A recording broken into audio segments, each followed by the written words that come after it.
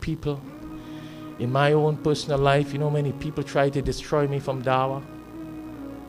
I tell you, this year made me 40 years in the path of dawah. Oh, I sold out my age again. At the age of 16 years, Allah chose me in the path of dawah. 16. This year has made me 40 years. There are people who spend money to destroy me. There are men who pass fatwa and say his blood is halal, kill him. There are men who tried everything from back home in Trinidad to America. Because you know I'm a very open speaker. I say, come kill me on the mimbar, so I die a martyr and a shaheed in the path of Allah. So they don't want to kill me on the mimbar, because they're scared I go to Jannah. See?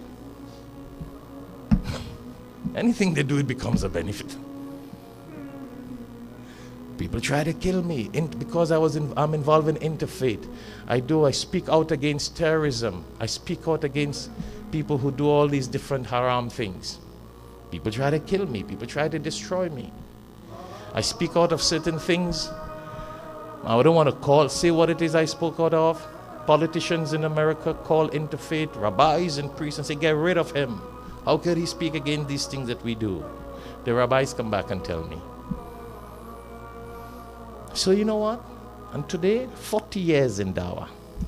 At the age of 50, my father and mother are still alive. Ask them. At the age of 16, Allah called me in the path that I went to study the deen and started doing tabligh and dawah.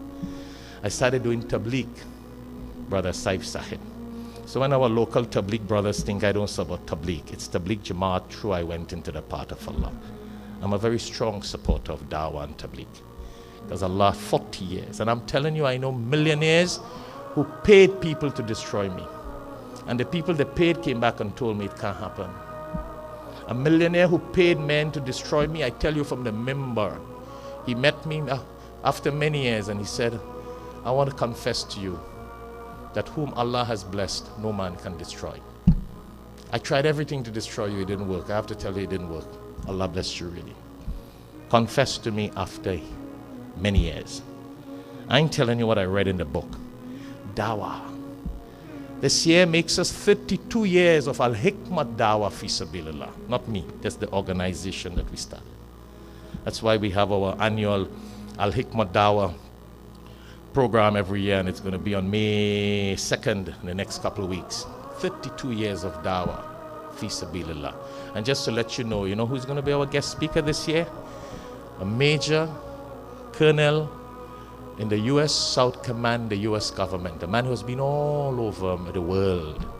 He has accepted to be the guest speaker in our annual fundraising dinner for Dawah services in the next 3 weeks. They got the details in a flyer at the Al-Hikmah Dawah table.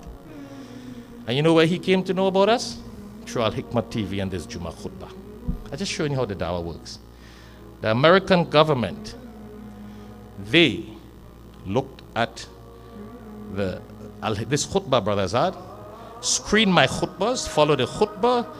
Instead of going against me, the colonel came to like the sermons that I give. Said I need to join with you in dawah, in interfaith work, and has agreed to come and be it. A couple of weeks ago, I was invited by a Pentagon major in the US government that came to Miami to have a meeting just a couple of weeks ago. I just share something with you how Allah works. Allah's work. You think big and Allah moves big because Allah is the biggest. So I went down to the meeting, but I didn't get clearance to go into the Ministry of Defense Department in Doral. In Doral somewhere there? I didn't go get clearance before. When I went, they didn't allow me in the building. They had to do all kind of screening, call Washington to allow me in the building. My name is Muhammad. I'm Muslim. You know what?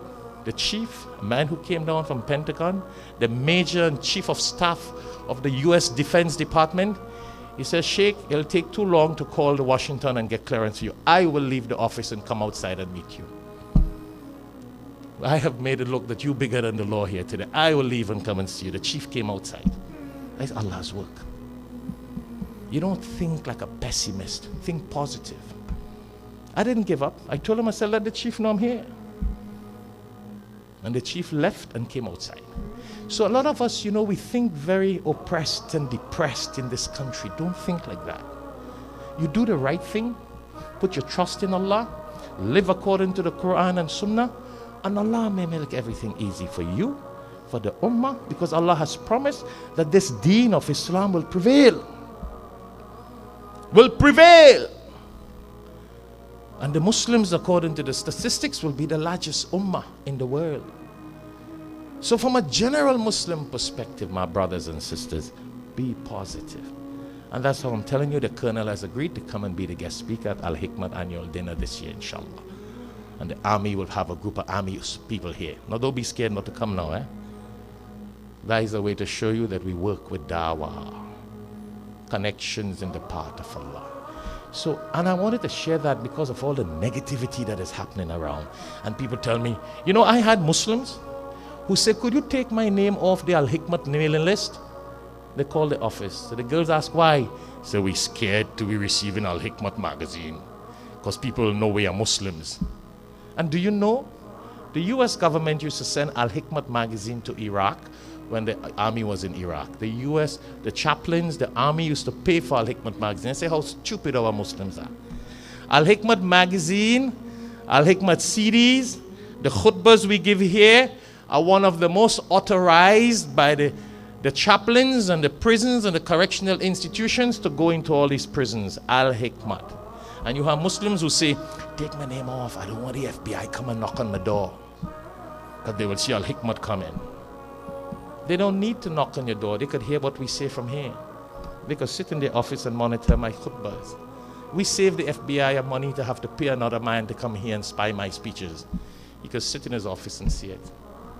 We do dawah by the mercy of Allah. Big, 40 years of dawah. You think big. Don't think small. And that's a problem I have many times. I tell people about dawah and deen and spreading the message outside. They're scared. They're always frightened. Don't!